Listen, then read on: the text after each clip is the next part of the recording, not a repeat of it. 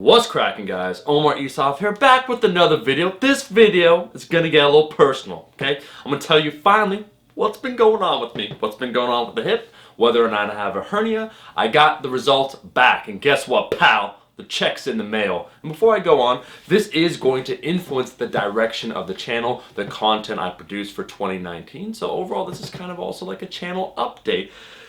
And lastly, before I go on, I have to give a shout out to Thrall, for basically convincing me to do one final test on my ultrasound with the ultrasound to see whether or not I had a hernia. And I'll explain that in a second, but let me give you a brief summary of what's been going on. At the end of 2017, I was loving life. I was smashing new PRs. 602 on the deadlift, 365 on the bench, 405 for 10 on the high bar squat. Things were clicking. Probably the best my training has gone in years. I was at my all-time strongest. And then in 2018, I noticed I started having some groin issues. So my adductor magnus, when I was squatting, I was doing high-frequency squatting. It kind of would irritate me. And it wasn't going away. I was trying to get treatment. I was doing various things. It still was kind of lingering. And it was manageable, so I kept training during the first 4 months of 2018, and things were fine.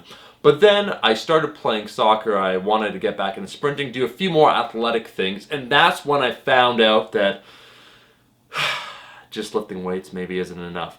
I played a pickup game of soccer, and basically what happened during one move, I just felt a pull up, not only from my groin, but up my abdominal area, so my lower abdominal area, into the inguinal area, and it just felt different. I'm like, I never felt that before. And so I gave it some time, but it wasn't going away. And then it started affecting my lifting. So not only did I have this groin thing going on, this adductor magnus, but this weird, when I would brace, I would feel it, that area. I got a little sick, and when I was coughing, once again, I'd feel it in that area. It wasn't going away. So I did a few tests due to where it was. I thought it was probably my appendix, but it turns out it was not my appendix. I didn't even think I could have a hernia. I went to see my doctor, and then he performed the test, and I really like my doctor. I think he's thorough. He did the test, and he said, you know what, I think I feel a protrusion there. I think you do have a hernia. And a hernia, once again, is where part of your intestines basically stick out past the fascia, so there could be some sort of hole or a break that occurs. It occurs for many different reasons, and in fact, I think the statistic is 1 in 3 men at some point in their lives. So if you're watching this video, there's a 33% chance you might get one of these at some point in your life. Anyways, so I'm like, cool, whatever, I'll do the test, and now we're waiting. And I have to thank, honestly, the medical system here in Canada, because I've had an MRI, I've had a few ultrasounds, a few more tests unrelated, but my doctor just wanted to rule a few things out. Basically 5 tests in the span of 6 weeks. I've seen him 3 times or whatever. I've seen a lot of different people, and so I've been able to get a proper diagnosis.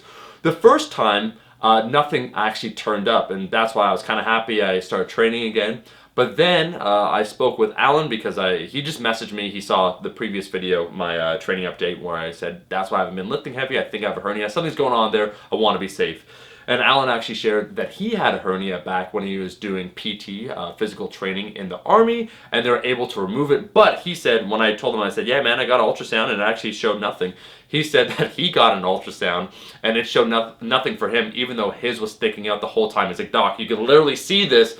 Like, how are you telling me that the ultrasound's showing up nothing? So sometimes, there's a room for error, and I decided to get another ultrasound. But at that time, due to that adductor magnus, my boy Dr. Jordan Shallow, as well as Adil Khan, someone else that I saw at the Gallia Clinic, where they said, I think with this adductor thing, you might have a labral tear instead of having a hernia. Labral tear is where inside your hip, basically it's a ball and socket joint. Inside that socket, there's a tear. And so I was able to get an MRI. I did that about 4 weeks ago, the MRI, and it actually shows, it turns out, that I have a partial labral tear, 1.5 centimeters.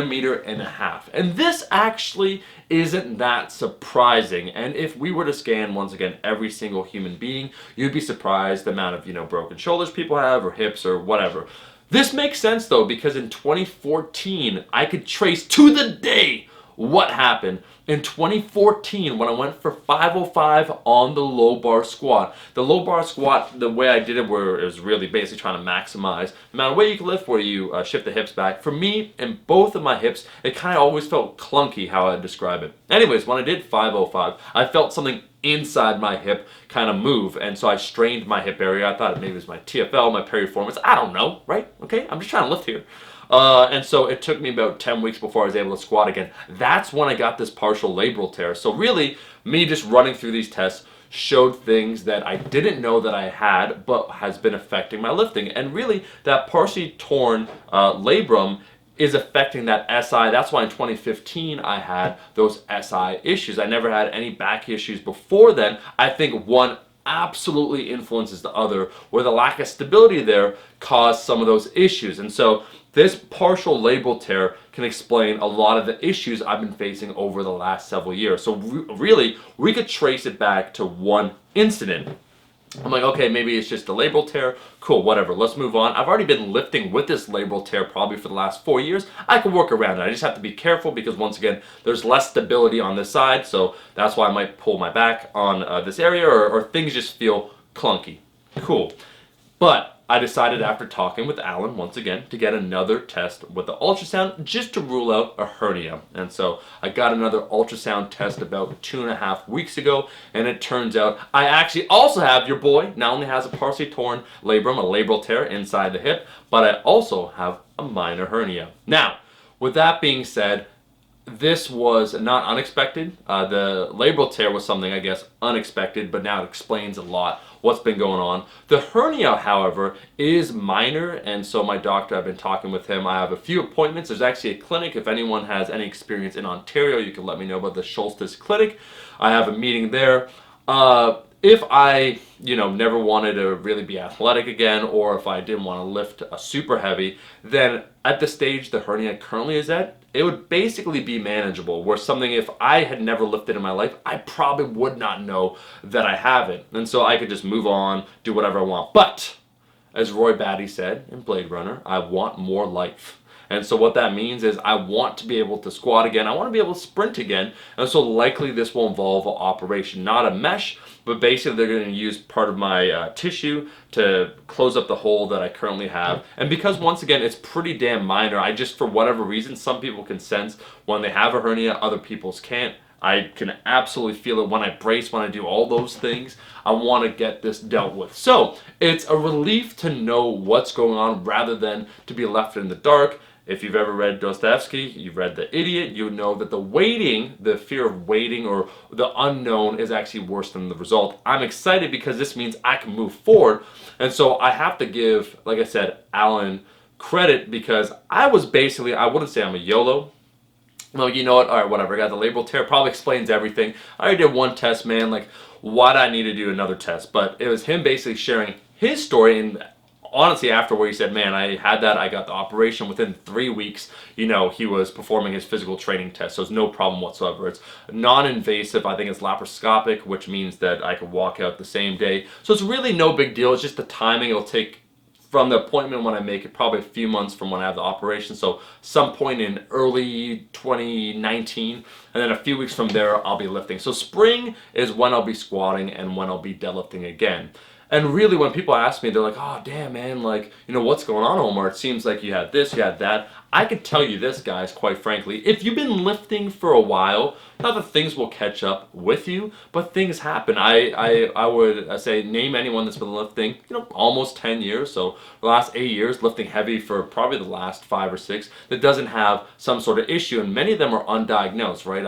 I have a buddy that actually has a partially torn meniscus. He didn't know that. He thought it was just knee pain. So sometimes when you try and get a diagnosis, things turn up. And this doesn't mean that you should stop. We are, in fact, way more robust than that. We're more resilient. These things happen. If you have any friends that play, any sport whatsoever, you know how common various injuries are. And so I would say, for 8 years of consistent lifting, if this is the most that's happened, a partially torn labrum, where I could work around it, it's something that I've had for the last 4 years. I wouldn't know. I would just feel, oh, my glutes feel sore the next day.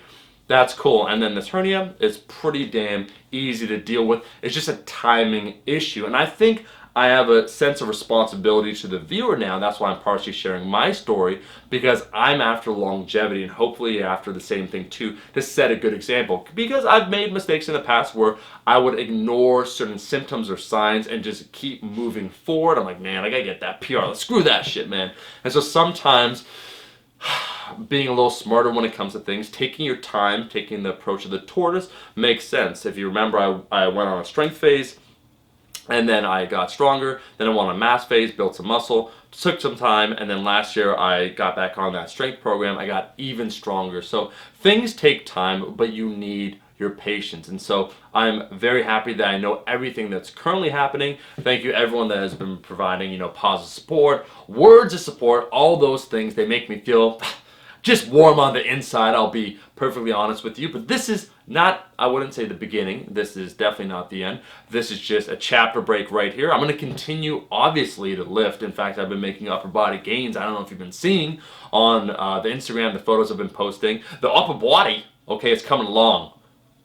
Quads, hamstrings, glutes, calves, all right, they're going to need some work, but that's what 2019 is for. So we still out here. 2019 is going to be an even bigger year when it comes to making progress. And really, if you want something at the end of the day, obstacles might come in your way, but you'll find a way to make it happen. So thank you so much for watching the video. If you liked the video, if you enjoyed the video, if you have any questions, or maybe if you have some feedback, you've been going through something similar, feel free to share it in the comment section below. And I'll see all you guys, my rascals, in that next video. Peace! Eat your vegetables, eat your vegetables, eat your fucking vegetables.